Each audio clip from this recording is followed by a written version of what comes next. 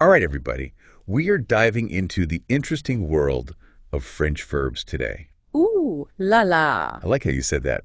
Specifically those tricky reflexive ones, though. Okay. They always seem to trip up every learner. Right. At some point, you're using pronunciator, and if you are, you've probably encountered these already. Yeah.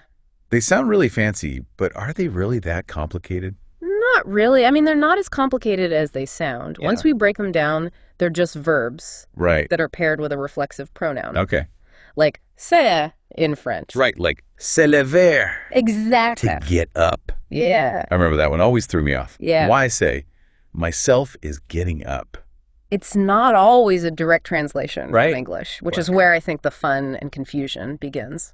It definitely feels unnatural to say it that way, that's for sure. It does. So how can we kind of wrap our heads around this? So French often uses these reflexive verbs Oh. to emphasize that the action is being done to oneself. It's not myself is getting up, Right. but I am raising myself. Okay.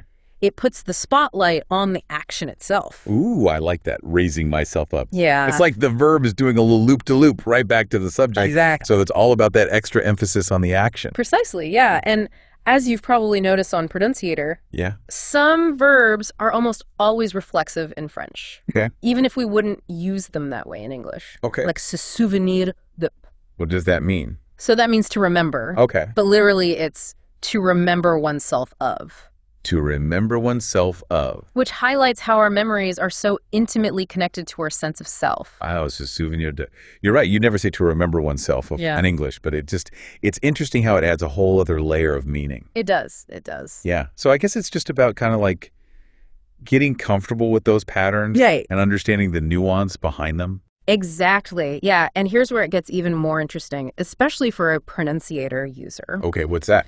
You mentioned struggling with reflexive verbs in the past tense. Oh, tell me about it. Past participles, those can be a real brain twister. Yeah, they can be tricky. Yeah. But the good news is, with reflexive verbs, the past participle sometimes needs to agree with the subject, Okay. which can be a little bit of a challenge, I'm sure. It can be, yes. But Pronunciator likely has some great exercises to help you master that. Oh, that's reassuring to hear. I'll definitely have to dive back in with my newfound knowledge. Yes. So, if there's anyone out there listening who's just starting out with reflexive verbs, Yeah. what's the biggest takeaway you'd want them to remember? I'd say don't get too hung up on translating literally. Okay. Think of reflective verbs as a way of adding flair and precision to your French. Okay. They help to paint a more vivid picture of who's doing what to whom, Right. or in this case, to themselves. To themselves, exactly. Yeah. I love that, adding flair and precision. Yeah. It's like those fancy little garnishes chefs put on desserts. It is. It is. It just elevates the whole experience. It does. And just like anything else in language learning, Yeah. practice makes perfect. Couldn't agree more. The more you play with reflexive verbs, the more you'll start to appreciate their elegance Yeah. and how they add a certain je ne sais quoi to your French. Exactly. So listeners, next time you see that hanging around, Right. don't panic. Think of it as an invitation to add a little French twist to your sentences. I love it.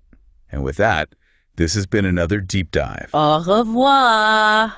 Au revoir.